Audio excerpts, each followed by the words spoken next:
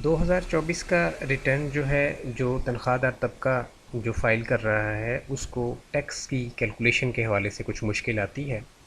तो देखें, सबसे पहली चीज़ जो है, सबसे इम्पॉर्टेंट वो ये है कि आपने जब अपनी सैलरी ऐड करनी है तो टैक्स कटने से पहले की सैलरी आपने यहाँ पे इनकम टैक्स रिटर्न में ऐड करना होती है। ठीक है, टैक्स कटने से पहले की सैलरी। अब देखिए, बैंक के अंदर 27 लाख रुपए आपका आया है पूरे साल का, तो आपको ये नहीं पता कि इसके ऊपर एम्प्लॉयर ने कितना टैक्स काट लिया है। तो ये यहाँ से बैंक स्टेटमेंट से इसको एनालाइज करना बहुत मुश्किल होता है। इसको हमेशा सैलरी स्लिप निकलवाएं अपनी ऑर्गेनाइजेशन से, और उस पर लिखा होता है कि टोटल जो सैलरी थी वो 30 लाख थी, उसके ऊपर 3 लाख रुपए जो है वो टैक्स की डिडक्शन हुई है। वहाँ से आसानी हो जाती है आपको।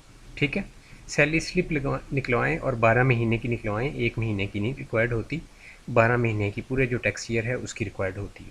ठीक है, अब यहाँ पे आपकी टोटल इनकम आएगी 30 लाख रुपए, 27 लाख आपके अकाउंट में आए हैं। ठीक है, टोटल जो आपके अकाउंट में 27 लाख रुपए आया पूरे साल में, 12 जो तनख्वाहें आई हैं। 30 लाख था टैक्स कटने से पहले।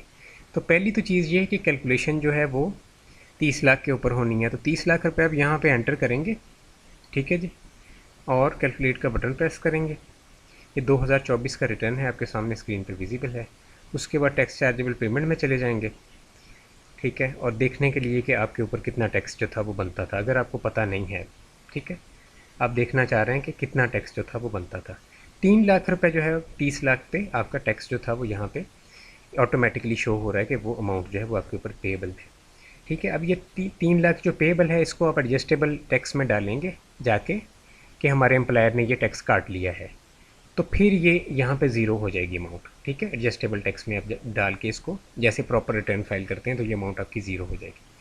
अब अगर आप मुझे कहें कि हमें तो टेबल चाहिए, हमने तो टेबल देखना है, हमें टेबल से निकालना है, तो टेबल पे अगर हम चले जाएं तो ये देख सकते हैं आपके यहाँ पे आ, आपकी जो स्लैब लगनी है वो 24 लाख से 36 लाख वाली लगनी है। ठीक है, यानी 4 नंबर स्लैब आप पे लगनी है।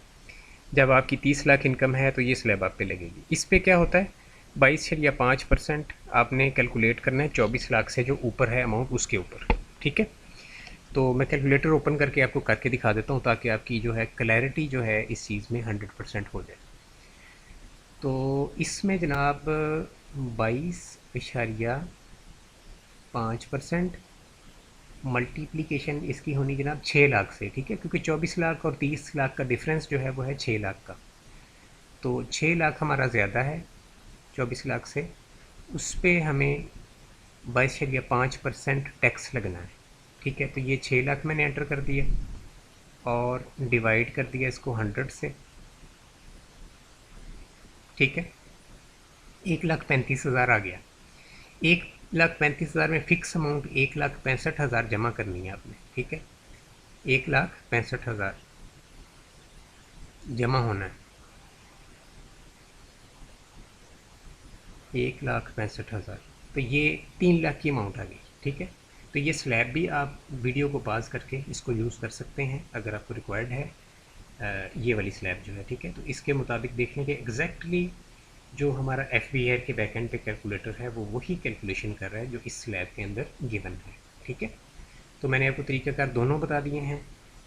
यहाँ से जो आपका टैक्स रिटर्न है उसके अंदर आप किस तरह से सैलरी इनकम जो है उसके ऊपर टैक्स निकालेंगे, और अगर आप स्लैब जो है, जो बेसिकली सॉरी टेबल जो है उसके अंदर जो सैलरी इनकम का टेबल है वो भी स्क्रीन पे आपके सामने विजिबल है, यहाँ से निकालेंगे, एक ही टैक्स जो है वो निकलेगा। ठीक है, सिर्फ आपसे गलती क्या हो रही होती है, गलती आपसे ये हो रही होती है कि टैक्स कटने से पहले की अमाउंट आप एंटर करने की बजाय ना टैक्स कटने के बाद वाली अमाउंट एंटर कर रहे होते हैं। तो टैक्स कटने से पहले वाली अमाउंट जो है वो आपने अपने इनकम टैक्स रिटर्न में जो सैलरी का है हेड है, मैं आपको दोबारा से दिखा देता हूँ, पे वेजेस और अदर रिन्यूमरेशन 1009, इसके अंदर जो है टैक्स कटने से पहले वाली अमाउंट आपने एंटर करना होती है।